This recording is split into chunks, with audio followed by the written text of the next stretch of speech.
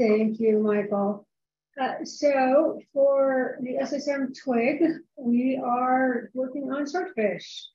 Swordfish extends the DMTF redfish spec for storage. We've had 2 releases in 2022, and we'll shortly have the next release out here this year. We released 124 and 124A.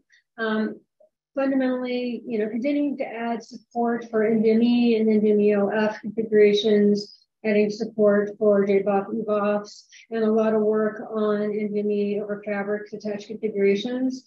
Continuing also to roll out new documentation to support Swordfish and NVMe configurations. We added a lot of work in the NVMe document. We have a document called the NVMe mapping guide, basically, which describes how to map the NVMe spec to Swordfish. So new documentation in that, and also in our user's guide and our error handling guide. We also delivered a new white paper this year for how to instrument metrics and telemetry. Also a lot of just a bunch of additional content, new mock-ups that describe how to instrument all of these new configurations. A lot of additional work on, as Jay talked about earlier, we don't do things in isolation in SNIA. We work a lot with our partners. We've continued a lot of strong collaborations this year with DMTF, with OFA, with CXL. And expanding a lot of our work into that fabric management. So NVMe over Fabrics, this works on the fabric portion. We've also been working on creating and extending our open source projects. We did a lot of work this year on our emulator, with pushing that to create a reference implementation. And there's a lot of work in our environment to develop the emulator into a full-fledged reference implementation.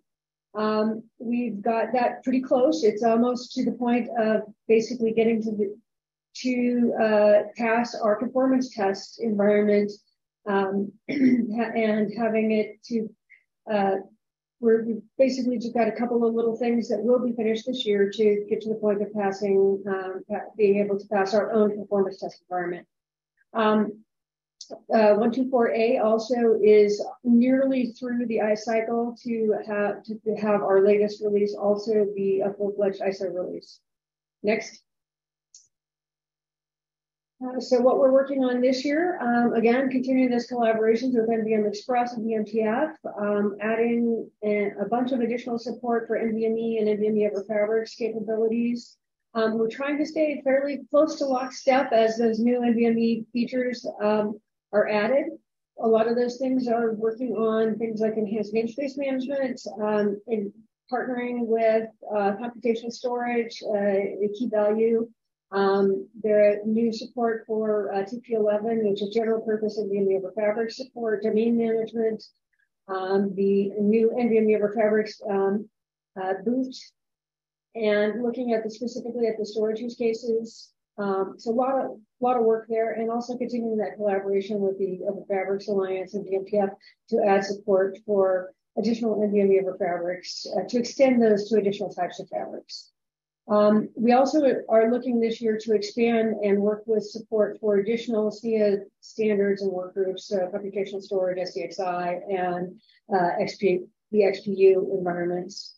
And then just additional support as we're seeing implementations, looking for supporting additional implementation feedback, and enhancing and supporting the profiles based on feedback from CTP.